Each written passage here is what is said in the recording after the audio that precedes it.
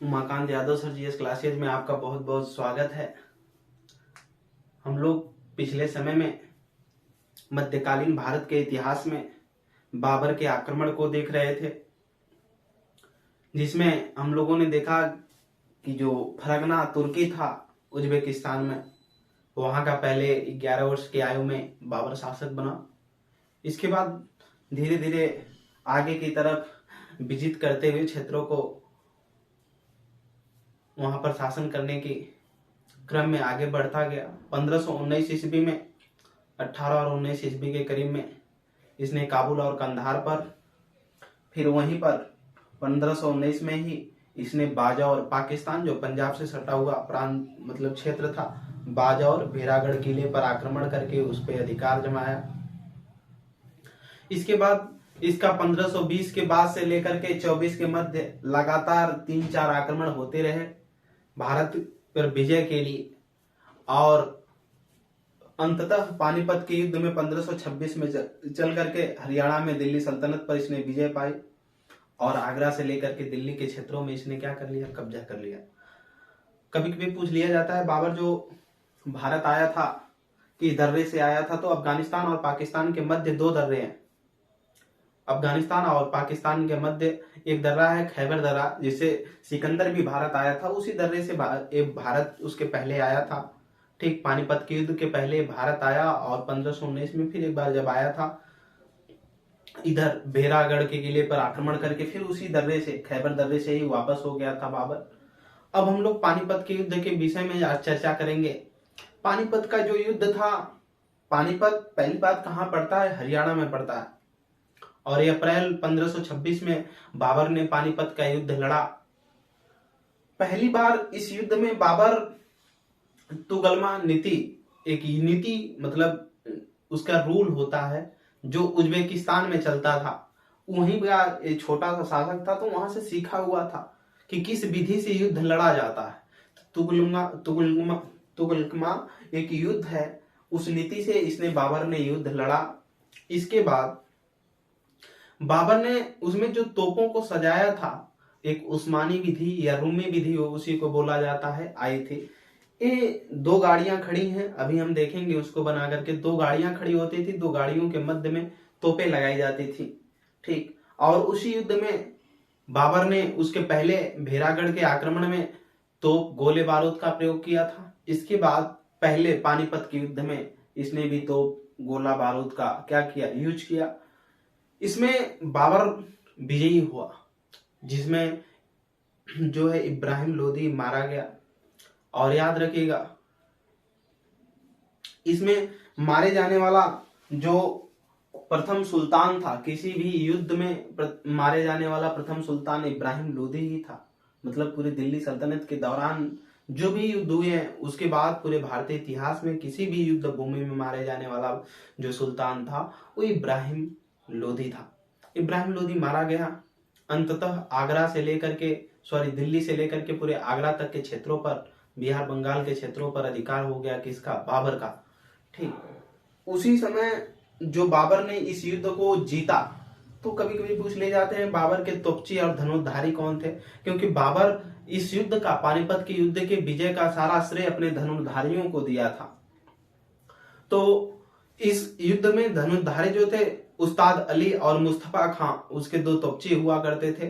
ठीक, जिसने इसका नेतृत्व किया था और बढ़िया से लड़े और युद्ध में विजय दिलाई।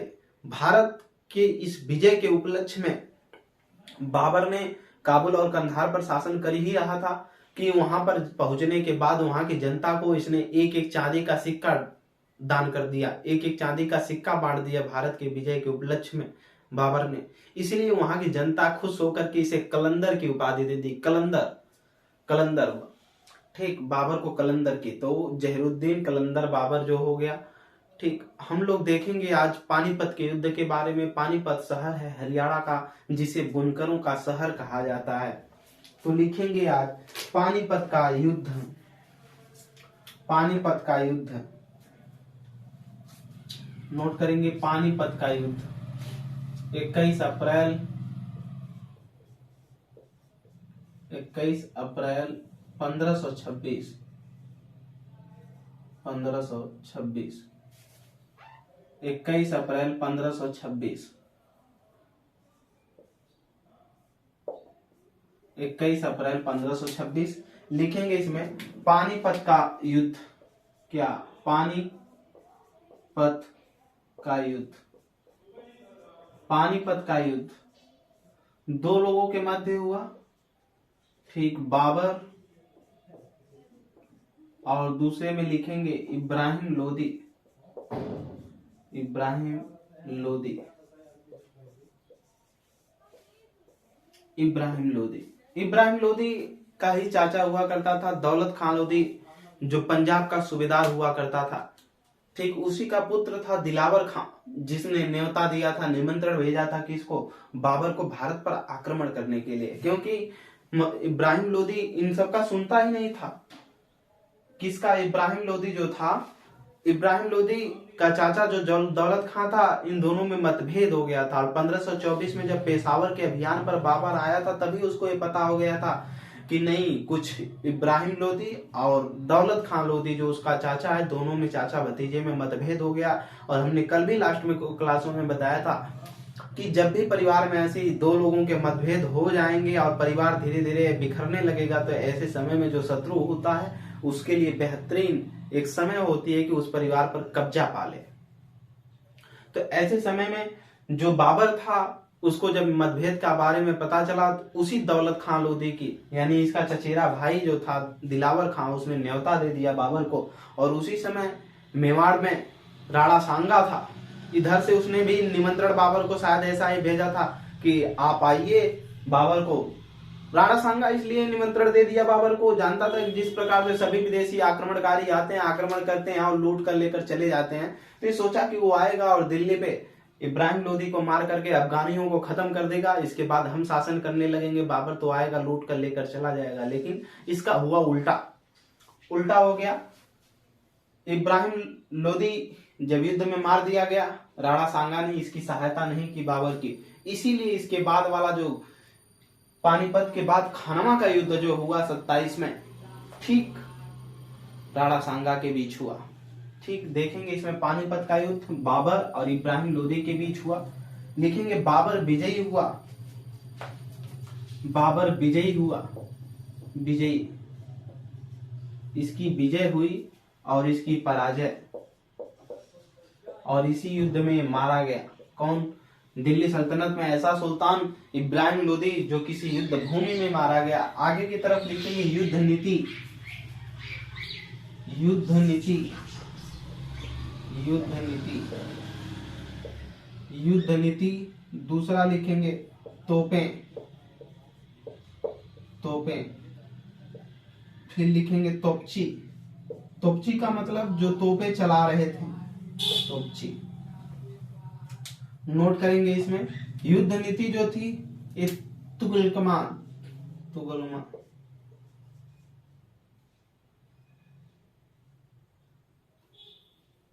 तुगलकमा।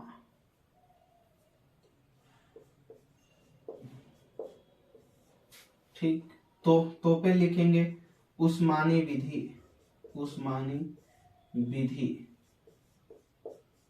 इसी को बोला जाता था रूमी विधि, रूमी विधि, रूमी विधि। तोपची जो थे ये मुस्तफा खां, मुस्तफा खां, मुस्तफा खां और उस्ताद अली थे, और उस्ताद अली। ठीक, मुस्तफा खां और उस्ताद अली थे। तोपची, तोपे उस्मानी विधि में थी। युद्ध नीति कैसी थी? तुगलमा थी। ठीक, जो ये उस्मानी विधि थी, क्या थी? जैसे इसमें ये हुआ करता था, बाबर एक तरफ से एक गांव था, इधर गांव, ठीक, दूसरी तरफ इसने पेड़ों से बनी हुई एक बाड़ बनवा दिया, बाड़ पेड़ों से घिरी हुई। युद्ध का वे पहले भ्रमण कर लिया था। यही विधि है तुगलमा, जो नीति है उज्बेकिस्तान में जैसे लड़ते थे लोग, उससे एक तरफ गांव हो गया, इधर से सुरक्षित, एक तरफ से पेड़ों से इसने बाड़ लगवा दिया, और फिर इसके बाद इसमें इस तरह से करके गाड़ियों को लगवा दिया। अब गाड़ियों के बीच में तोपों को इसने लगवाया, गाड़ियों के बीच में बीचों बीच इसमें तोपों को लगवाया इसने, बैलगाड़ी घोड़गाड़ी जो भी घोड़ा गाड़ी थी उनके बीचों में तोपों को लगवा दिया। इसके बाद अब इसके सैनिक खड़ा हुआ करते थे, ठीक, इसमें जो गज सेना थी, इसके बाद इस प्रकार से इसके जो सैनिक हुआ करते थे वो लग गए, ठीक। इस प्रकार से इसने युद्ध लड़ा, 3-4 लेयरों में ऐसे अपनी सेना को लगाया और युद्ध लड़ा सामने से, ठीक। कहाँ का? पानीपत का युद्ध। ये तुगलमा नीति थी। और ये जो तोपों को सजाने के बीच थी कि 2 गाड़ियों के मध्य में थोड़ा सा जगह छोड़ करके तोप लगाई जाती थी, ये उस्मानी विधि, इसी को रूमी विधि बोलते थे, ठीक। आगे से तोपें चलती थी, फिर पीछे से सेना भी थी। इसमें जो तोपची का काम किए मुस्तफा खां और उस्ताद अली सेना को संभाले। आगे की तरफ हम देखेंगे इसमें तो बाबर इस युद्ध में इसी नीति के कारण क्या हुआ? विजयी हुआ। और ये जो युद्ध नीति है ये हर में वो अपनाएगा, इसको भी याद रखेंगे। हर युद्ध में जितना बाबर लड़ेगा सब में अपनाएगा। तो हम देखेंगे इसमें आगे क्या हुआ। बाबर जब विजयी हो गया तो लिखेंगे इस युद्ध के बाद, इसी युद्ध के उपरांत, इस युद्ध के उपरांत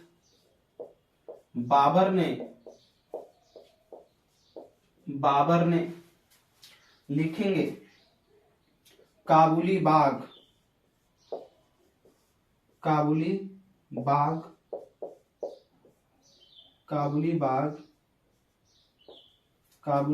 दूसरा लिखेंगे काबुली मस्जिद बनवाया,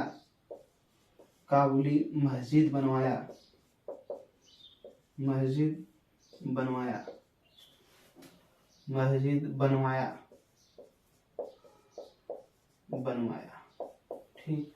इसने काबुली मस्जिद और काबुली बाग बनवाया, ठीक। आगे की तरफ अभी आप ढूंढेंगे कहां पर बनवाया, नहीं मिलेगा कमेंट बॉक्स में आप हमसे पूछेंगे, हम फिर बाद में बताएंगे, लेकिन आप यहाँ भी ढूंढेंगे, ठीक। इसी युद्ध के उपरांत यानी पानीपत के युद्ध के उपरांत बाबर ने क्या किया? काबुली बाग और काबुली मस्जिद का निर्माण करवाया। आगे लिखेंगे इसने चांदी के सिक्के चलवाए,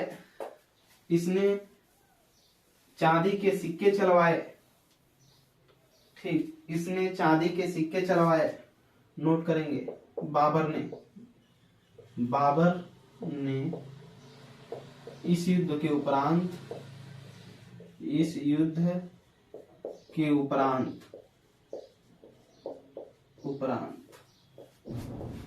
चांदी के सिक्के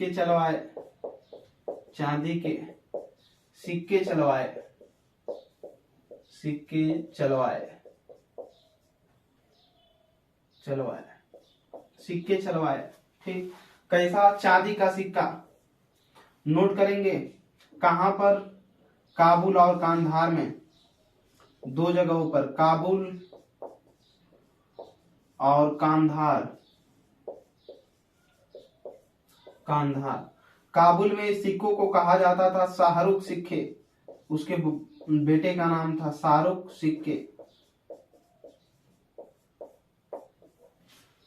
सिक्के। कांधार में बाबरी सिक्के,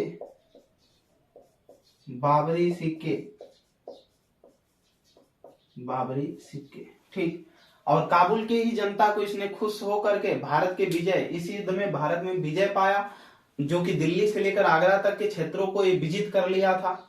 इसीलिए इसने खुश होकर के अफगानों को हराया भी। और इसी से खुश होकर के क्या किया बाबर ने? काबुल की जनता को एक एक चांदी का सिक्का फ्री में दे दिया, इसलिए वहां की जनता प्रसन्न होकर इसे कलंदर की उपाधि दी। लिखिएगा नीचे, काबुल की जनता को इसने एक एक चांदी के सिक्के प्रदान किए, इससे वहां की जनता प्रसन्न होकर इसे क्या किया? कलंदर की उपाधि दे दी, ठीक। नीचे लिख लेंगे बाबर को उपाधि मिली किसके द्वारा? जनता के द्वारा। कौन सी? कलंदर की, कलंदर, ठीक। दानवीर होता है, कलंदर की उपाधि मिली। कलंदर की उपाधि मिली। ठीक, नोट कर लीजिएगा। आगे लिखिएगा, इस युद्ध में अफगानियों की शक्ति क्षीण हो गई। इस युद्ध में अफगानियों की शक्ति क्षीण हो गई और उनका साम्राज्य पतन की तरफ होने लगा। आगे लिखेंगे हम, इस युद्ध के बाद बाबर ने क्या किया, अपनी राजधानी आगरा बनाया। ठीक, पानीपत के युद्ध के बाद बाबर ने अपनी राजधानी आगरा बनाया। लिखेंगे, पानीपत के युद्ध के उपरांत के युद्ध के बाद बाबर ने अपनी राजधानी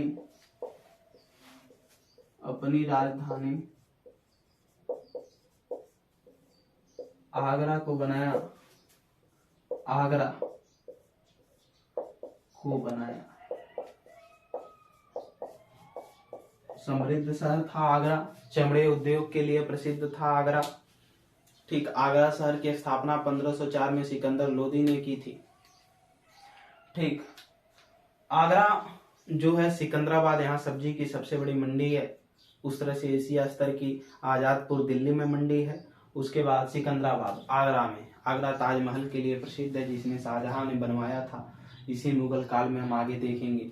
आगरा शहर की स्थापना सिकंदर लोदी ने किया था 1504 में। देखेंगे पेठे के लिए भी प्रसिद्ध है आगरा। पानीपत के युद्ध के बाद बाबर ने अपनी राजधानी आगरा को बनाया। जैसा कि जब बाबर ने आक्रमण किया, जो इब्राहिम लोदी था उसका चाचा दौलत खां लोदी, और दौलत खां लोदी का पुत्र दिलावर खां ने बाबर को निमंत्रण दिया था कि वो दिल्ली पर आक्रमण करे, यानी अपने चचेरे भाई के ऊपर आक्रमण करवाना चाहता था, और बाबर ने ऐसा ही किया। उसी समय जो मेवाड़ के क्षेत्र के, ठीक, खानवा का युद्ध, खानवा पड़ता है ठीक राजस्थान के क्षेत्र में, वहीं पर चलता था। मेवाड़ में राणा सांगा था, ठीक, उसका मेवाड़ के क्षेत्रों में राज्य चलता था। उसने भी बाबर को निमंत्रण दिया था। राणा सांगा ने सोचा कि जिस प्रकार सभी विदेशी आक्रमणकारी, उसके पहले बाबर 3 बार आ चुका था भारत 1526 के पहले, पानीपत के युद्ध के पहले, तो इसलिए उसने सोचा कि जिस प्रकार सभी विदेशी आक्रमणकारी आते हैं और भारत पर आक्रमण करते हैं और लूटपाट करके चले जाते हैं, उसी प्रकार बाबर भी आएगा और युद्ध के बाद लूटपाट करेगा और चला जाएगा। वो ये नहीं सोचा कि ये आकर के रहेगा, ठीक, लेकिन बाबर इस युद्ध के पश्चात रहना चाहता था भारत में, वो शासन करना चाहता था। इसी युद्ध से उसने जब कहा था राणा सांगा कि आप युद्ध लड़िए, हम आपकी तरफ से सहायता करेंगे और इब्राहिम लोदी को मारा जाएगा, लेकिन राणा सांगा ने इसमें जब जान गया कि बाबर स्वयं शासन करेगा, तो इस पर उसने, राजपूत था और उसने चालाकी कर गया, उसने एक भी तरीके से कोई सहायता नहीं पहुंचाई। इसीलिए बाबर इस बात से नाराज होकर के पुनः दोबारा जो इससे युद्ध लड़ने की उसने ठानी, तो वो लड़ा। मार्च, लिखेंगे मार्च 1527 ईस्वी, मार्च 1527 ईस्वी, मार्च 1527 ईस्वी, ठीक। इसमें लिखेंगे खानवा का युद्ध। क्या? खानवा का युद्ध, खानवा का युद्ध, खानवा का युद्ध। और याद रखेंगे इस सब युद्ध को। खानवा का युद्ध कहाँ पड़ता है? खानवा राजस्थान में, ठीक, राजस्थान। खानवा 2 लोगों के मध्य हुआ, नोट करेंगे, बाबर और दूसरी तरफ लिखेंगे राणा सांगा। क्या? राणा सांगा। और राणा सांगा की तरफ से 2 लोग सहायता किए थे इसमें। एक तो अफगान शासक था महमूद लोदी,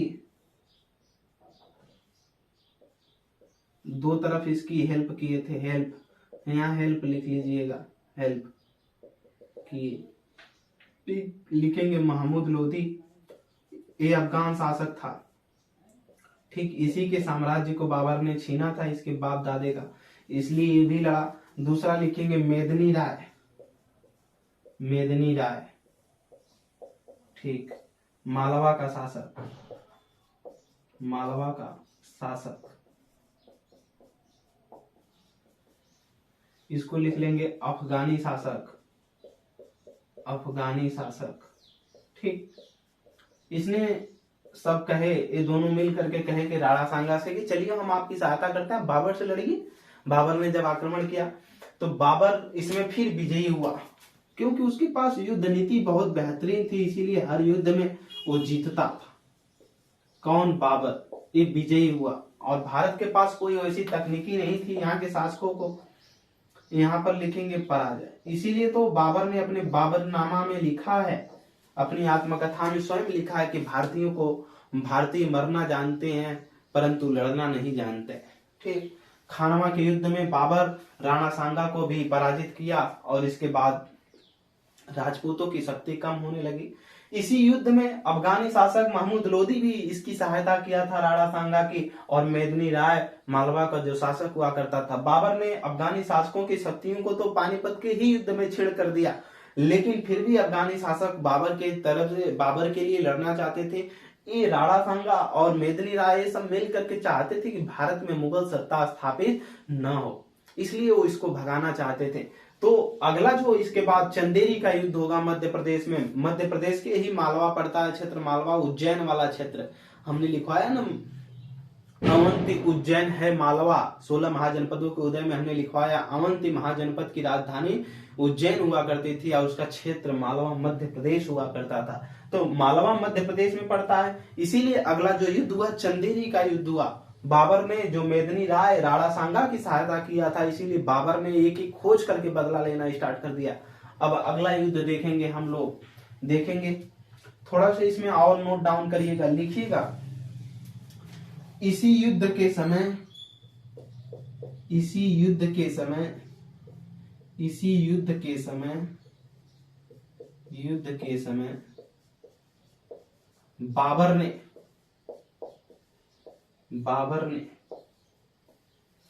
बाबर ने जिहाद का नारा दिया, जिहाद, जिहाद का नारा दिया, का नारा दिया। जिहाद का मतलब होता है धर्म युद्ध, नोट कर लेंगे। जिहाद का मतलब धर्म युद्ध, धर्म युद्ध का, यानी अपने धर्म को बचाने का, प्रचार प्रसार करने के लिए जो अपने शक्ति, अपने धर्म की शक्ति को आगे बढ़ाने के लिए इसलिए युद्ध लड़ा। बाबर ने खानवा के युद्ध को ही उसने जिहाद का नारा दे दिया। ठीक। राजपूत थे राणा सांगा।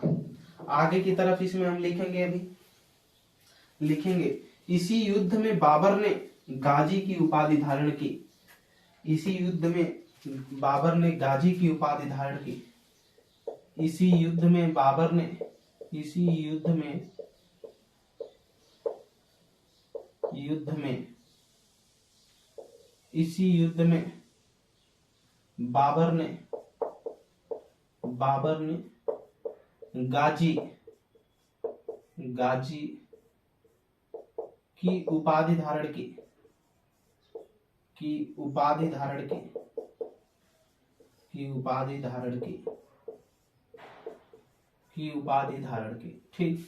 गाजी का मतलब यहाँ जो है, इसका मतलब होता है काफिरों का नाश करने वाला। काफिर हिंदू जो इस्लाम को नहीं मानता है, इस्लाम के जो 5 आवश्यक तत्व हैं जो नहीं मानता है, इस्लाम धर्म को जो नहीं कबूल करता है, उसे काफिर बोला जाता है, और उन्हीं काफिरों का नाश करने वाला व्यक्ति गाजी कहलाता है। तो बाबर ने इसी युद्ध में क्या उपाधि धारण किया? गाजी की उपाधि। किसमें? खानवा के युद्ध में क्वेश्चन पूछा जा सकता है, बाबर ने गाजी की उपाधि कब धारण की? तो खानवा के। बाबर ने जिहाद का नारा किस युद्ध में दिया था या किस युद्ध में दिया गया? तो खानवा के युद्ध में धर्म युद्ध का नारा, जिहाद का मतलब दिया गया। आगे लिखेंगे बाबर, बाबर ने इसी युद्ध में, इसी युद्ध में, इसी युद्ध में शराब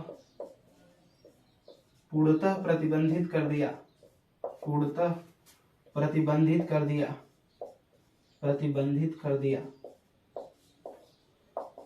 प्रतिबंधित कर दिया, पूरी तरीके से मदिरा पर प्रतिबंध लगा दिया। कौन? बाबर ने। किस युद्ध के बाद? खानवा के युद्ध के बाद।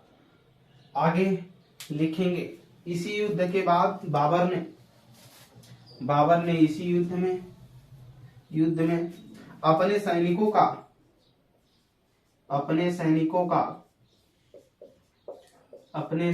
का मनोबल बढ़ाने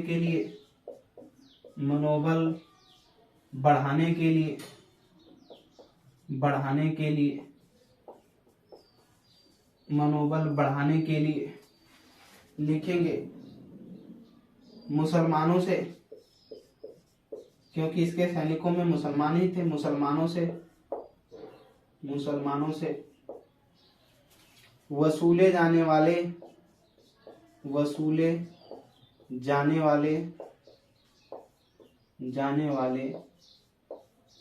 जाने वाले लिखेंगे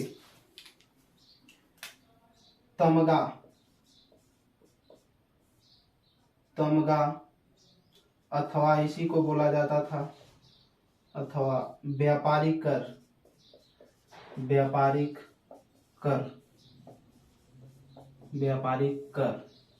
तमगा अथवा व्यापारिक कर को समाप्त कर दिया।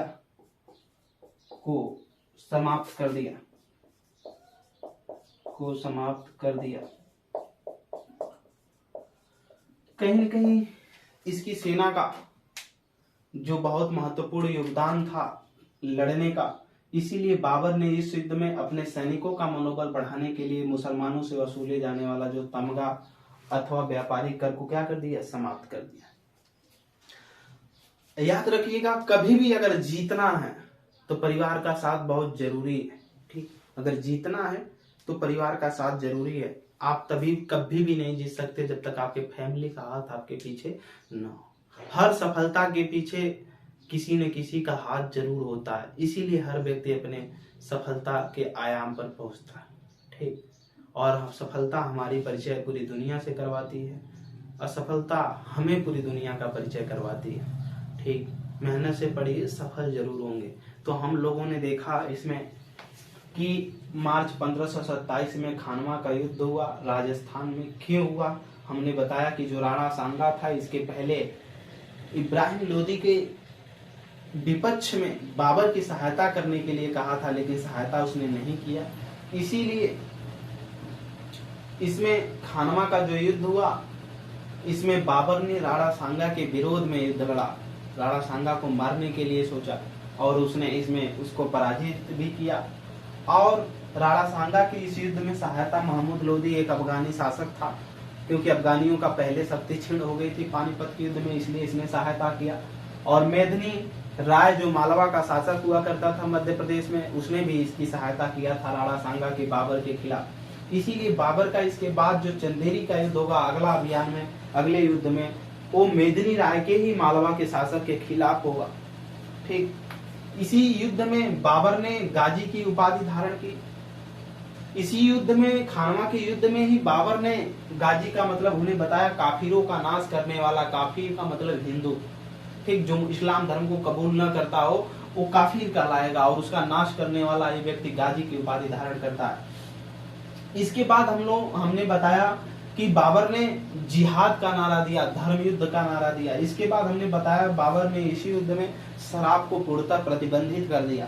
हमने इसी बताया कि बाबर ने सैनिकों का मनोबल बढ़ाने के लिए जो मुसलमानों से, जो उसके सैनिक मुसलमान हुआ करते थे, उनसे जो तमगा या व्यापारी कर लिया जाता था उसको भी समाप्त कर दिया उसने, कि जो उसके सैनिक हैं उनका मनोबल बढ़ेगा और वो लड़ेंगे बेहतरीन तरीके से। उस कर की समाप्ति कर दिया।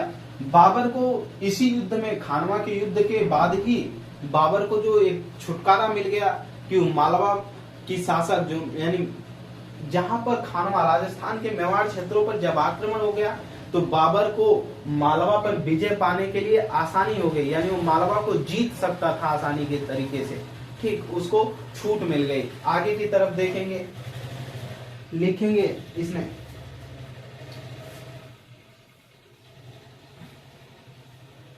कहीं कोई भी दिक्कत परेशानी होती है आप हमको कमेंट सेक्शन में बताएं। ज्यादा से ज्यादा हमारे चैनल को सब्सक्राइब करें, शेयर करें एक दूसरे तक। और एसएससी जीडी का विज्ञापन भी निकला, लगभग 24,000 कुछ भर्तियां हैं। मेहनत से जिनको जीएस पढ़ना है उनको बताएं आप, और ज्यादा से ज्यादा हमारे चैनल को एक दूसरे तक सब्सक्राइब करें, शेयर करें। ठीक, लिखेंगे आगे की तरफ, इसमें हम लिखेंगे 1527 और 28 ईस्वी। 1527 एवं 28 ईस्वी, 1527 और 28 ईस्वी लिखेंगे। इसमें हम बाबरी मस्जिद, बहुत ज्यादा दिनों तक विवाद भी रहा अयोध्या में। बाबरी मस्जिद का निर्माण करवाया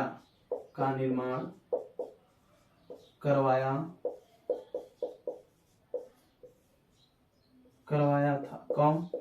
लिखेंगे बाबरी मस्जिद का निर्माण करवाया, कौन करवाया? लिखेंगे मीर बाकी।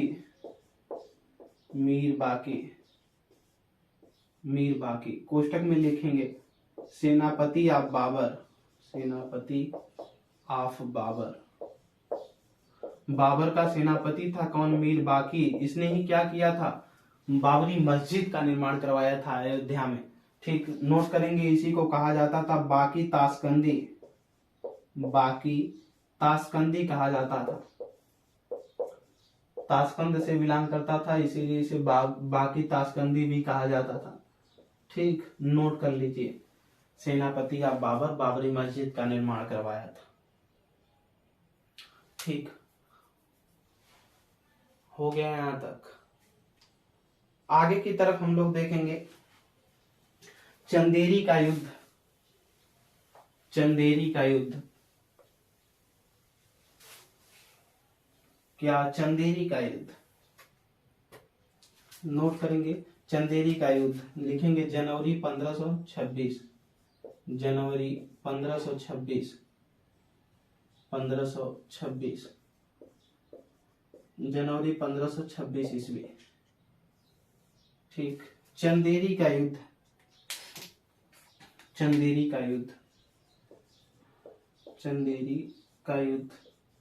चंदेरी कहाँ पड़ता है? मध्य प्रदेश में। नोट कर लेंगे आगे, मध्य प्रदेश। और हमने बताया मध्य प्रदेश के मालवा क्षेत्र में ही जो शासक हुआ करता था मेदिनी राय, वो सहायता किया था खानवा के युद्ध में राणा सांगा की, यानी बाबर के खिलाफ सहायता किया था। इसीलिए बाबर ने इसके खिलाफ कर दिया युद्ध अभियान। किसके? एक तरफ बाबर लड़ा और दूसरी तरफ मेदिनी राय। कहाँ का शासक? कोष्टक में लिख लेंगे मालवा का शासक। ठीक, ये राणा सांगा की सहायता किया था इसीलिए, क्योंकि ये सब नहीं चाहते थे कि भारत में मुगल सत्ता स्थापित हो, उसको भगाना चाहते थे, उखाड़ फेंकना चाहते थे, इसीलिए लिखेंगे। इसमें भी बाबर विजयी हुआ। विजय क्यों होता था? हमने बताया कि बाबर की युद्ध नीति जो थी उसके कारण बाबर इसमें भी क्या हुआ? विजय हुई बाबर की, और इसकी पराजय हुई। ठीक, इसकी क्या हुई? पराजय। आगे की तरफ लिखेंगे इसी युद्ध में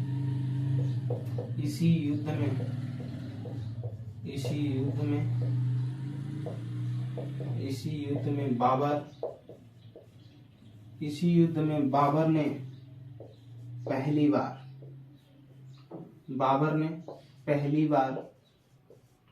पहली बार जौहर देखा था।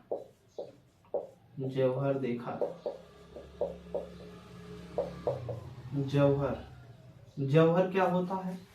ठीक, मेदिनी राय हिंदू थे, राजपूत। अब इनके निधन के बाद जो औरतें हुआ करती थी, पूरी दासियों से लेकर के सभी महिलाएं एक साथ मिलकर के रानियां महारानियां सभी लोग आग के हवाले कर लेती थी, जिससे उनकी जो लोक लज्जा है वो बची रहे। ठीक, क्योंकि पहले के जो आक्रमणकारी रहे उनकी भी यही स्थितियां थी कि वो आक्रमण करने के बाद बचे हुए नारियों के साथ दुराचार का व्यवहार करना। ठीक, इसकी वजह से दुष्कर्म करने से बचने के लिए उसने जौहर कर लिया करती थी। तो बाबर ने इसी चंदेरी के युद्ध में ही क्या किया था? इसी युद्ध के उपरांत उसने जौहर को पहली बार देखा था अपनी जिंदगी में। किसने? बाबर ने। इसको याद रखेंगे। आगे लिखेंगे इसी आप लिखेंगे आगे, इसी युद्ध में बाबर ने मालवा पर कब्जा कर लिया। इसी युद्ध में बाबर ने मालवा पर कब्जा कर लिया। आगे की तरफ देखेंगे तो हम लोगों ने देखा कि इसी युद्ध में बाबर ने क्या किया, पहली बार जौहर देखा। जौहर का मतलब है महिलाएं अपनी लोक लज्जा बताने के लिए आग के हवाले कर लेना, यानी सुसाइड कर लेना। ठीक, जिसे पतिव्रता जो धर्म है वो बचा रहे। आगे की तरफ देखेंगे मई 1529 ईस्वी, मई 1529 ईस्वी, मई 1529 ईस्वी, 1529 ईस्वी,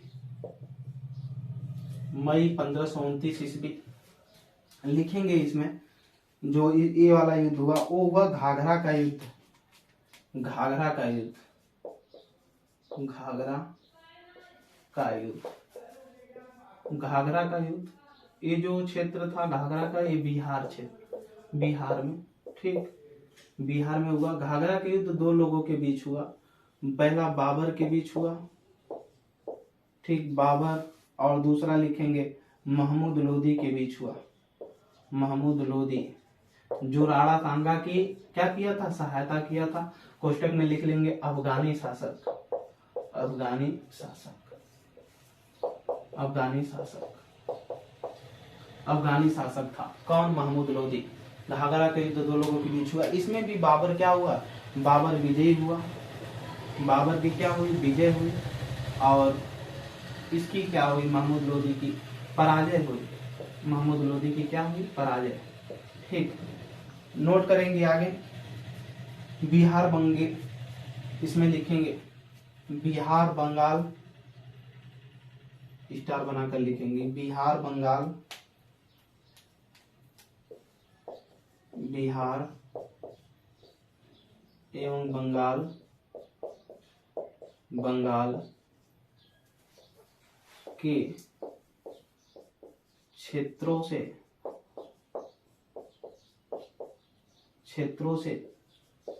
महमूद लोदी की सेनाओं का बहुत ज्यादा ही कत्लेआम हुआ, कत्लेआम हुआ। बहुत से सैनिक मारे गए घाघरा के युद्ध में। महमूद लोदी के जो क्षेत्रों से थे, बिहार और बंगाल वाले क्षेत्र से अफगानी शासकों की सेनाएं, बहुत तरीके से कत्लेआम हुआ उनका, मारे गए, और इसमें बाबर विजयी हुआ। बाबर ज्यादा समय तक नहीं रहा, बस 1526 से 1530 तक ही शासन कर पाया भारत में, यानी 4 साल के बाद इसकी मृत्यु हो गई। लिखेंगे 1530 में बाबर की मृत्यु हो गई, 1530 में बाबर की मृत्यु हो गई। अपने जीवन में इसने 4 युद्ध लड़ा, इधर उसके पहले भी कई आक्रमण को इसने अंजाम दिया था। लिखेंगे 1530 में बाबर की मृत्यु हो गई, 1530 ईस्वी, 1530 ईस्वी बाबर की मृत्यु हो गई, बाबर की मृत्यु हो गई, मृत्यु हो गई, बाबर की मृत्यु हो गई। 1483 में पैदा हुआ था, अब जोड़ लीजिए 17 साल उधर और लगभग 30 साल इधर। ठीक, बाबर की मृत्यु हो गई। आगे लिखेंगे कब्र, इसका कब्र या मकबरा देखेंगे। इसमें हम पहले आरामबाग, आरामबाग क्या है, आरामबाग अभी हम देख लेंगे कहाँ पड़ता है, आगरा। ठीक, आरामबाग का मतलब है बाबर बाग लगाने का, पेड़ लगाने का बड़ा शौकीन था, इसीलिए इसने आगरा में बाग लगवाया था, बहुत ज्यादा बागान लगवाया था जी। ठीक, उसी को नूरे अफगान बोला जाता था, नूरे अफगान, बाग को ही नूरे अफगान बोला जाता था। उसी जो ज्यामिति विधि से लगवाया था, मतलब गणितीय विधि से, कई पार्ट में बटे हुए, इसीलिए उसको आराम बाग भी कहा जाता था। ठीक, आगे की तरफ लिखेंगे पहले इसको कब्र आराम बाग में पहले थी, फिर इसके चुने हुए स्थल पर जहां इसकी पसंद हुआ करती थी, बाद में इसकी कब्र को वहां से हटाकर कहाँ कर दिया गया, लिखिएगा काबुल बनाया गया, काबुल में, बाद में काबुल में, ठीक, जो पाकिस्तान अफगानिस्तान की इस समय वर्तमान में राजधानी अफगानिस्तान क्षेत्र की। लिखेंगे किसके द्वारा बनाया गया, बिल्ट बाय निर्माण करवाया गया, किसके द्वारा, लिखेंगे गुलबदन बेगम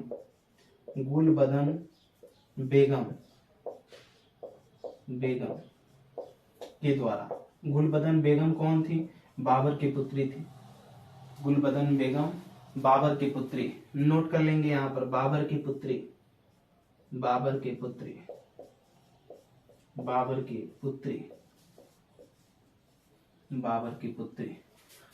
की पत्नी का नाम माहम बेगम था। बाबर की पत्नी जो थी माहम बेगम।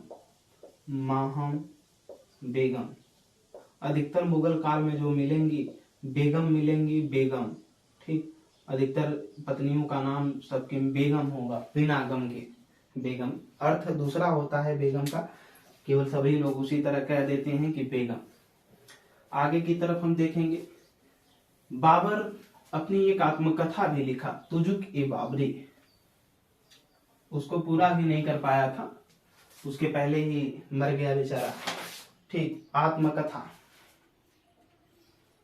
लिखेंगे, आत्मकथा, बाबर ने एक आत्मकथा लिखा, अपने ऑटोबायोग्राफी जो स्वयं लिखी जाती है, बायोग्राफी जीवनी दो दूसरे के द्वारा लिखी जाती है।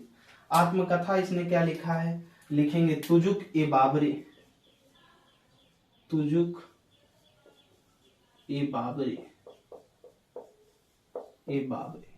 जिसे बोला जाता है बाबरनामा।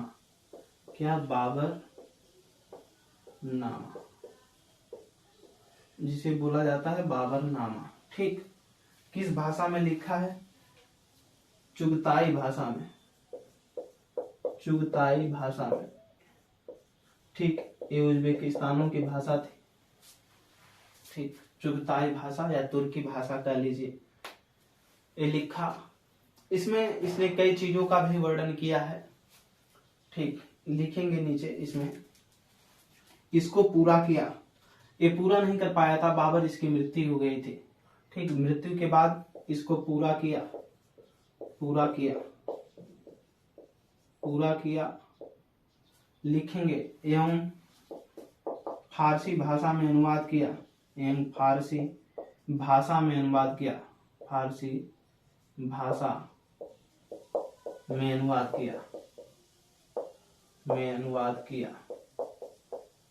क्या अनुवाद किया, नोट करेंगे कौन कौन, पायंदा खां, और दूसरे थे अब्दुल रहीम खान ए खाना,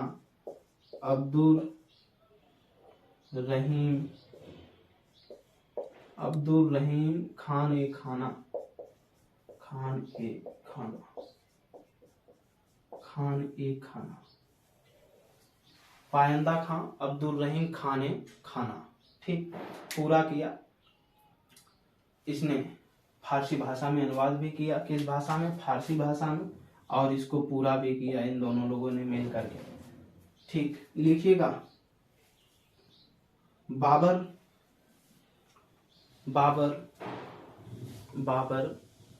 गज ए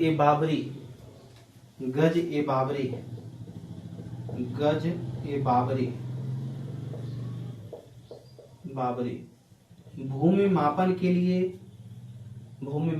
लिए एक पद्धति चलाई। जो बाबर था, गज ए बाबरी नामक एक पद्धति चलाई जिसे भूमि का मापन किया जाता था। इसने भारत में दो महत्वपूर्ण खेल लेकर भारत में आया था बाबर। कौन, दो महत्वपूर्ण खेल भारत लेकर आया था, भारत में लाया।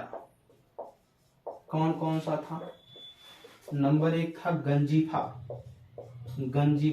गंजीफा, जिसमें ताश खेलना होता था,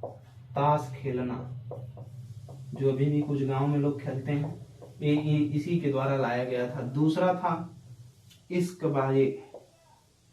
लोग कहते हैं ना ज्यादा इश्कबाजी की बुखार चढ़ी है तो अभी दवा कर देंगे, वही। इसमें होता था कबूतरों का खेल, कबूतरों का खेल, जिसमें कबूतरों को निशाना लगाना होता था। ठीक, गंजीफा ताश खेलना और इश्कबाजी कबूतरों का खेल, दो महत्वपूर्ण खेल इसने भारत में लाया था। कौन? बाबर। और गजे बाबरी नामक एक भूमि मापन की पद्धति चलाई थी। आगे की तरफ लिखेंगे, इसने मुगैयायान, बाबर ने एक नई शैली का प्रयोग किया, एक नई शैली का प्रयोग किया जिसका नाम था मुगैयान। ठीक, मुगैयान। छंद भी कहते हैं कुछ लोग शैली बोलते हैं। ठीक, एक नई चीज का। बाबर प्रकृति प्रेमी था। आगे आप लिखना चाहते हैं तो लिखें, बाबर प्रकृति प्रेमी था।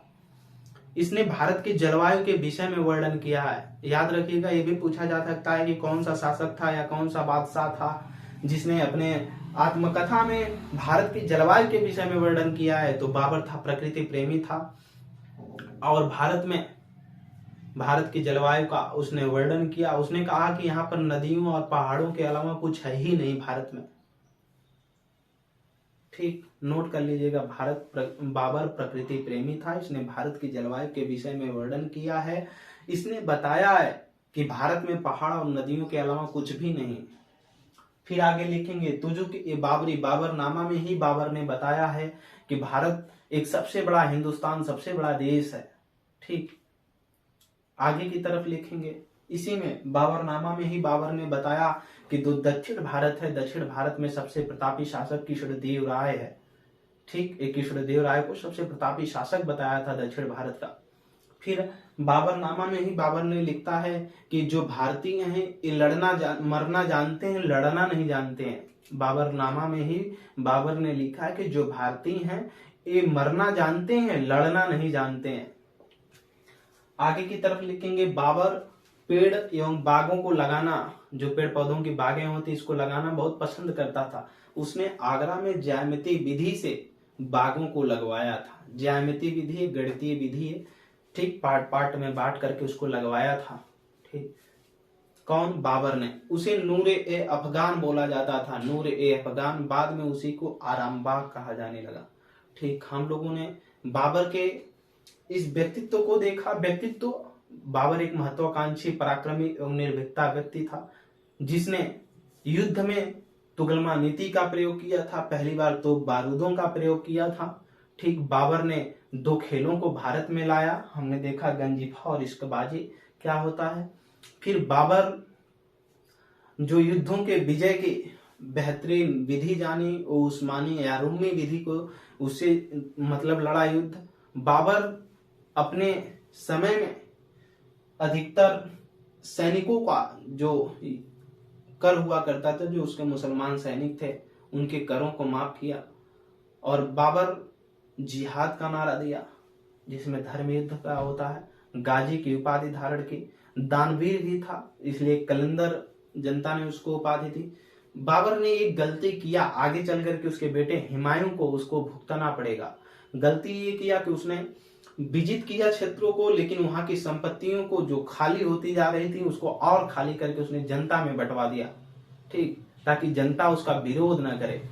इसलिए उस समय के जो साम्राज्य होंगे वो खाली होंगे, तो आने वाली पीढ़ियों के लिए जो उसकी संपत्ति अगर खाली हो जाएगी तो आने वाली पीढ़ियों के लिए वही कमजोरी का क्या बनेगी, कारण बनेगी। इसलिए आगे वाली पीढ़ियां उसे भुगतना होगा उनको। तो हम लोग बाबर के बारे में पढ़े, उसके व्यक्तित्व के मूल्यांकन को जाने।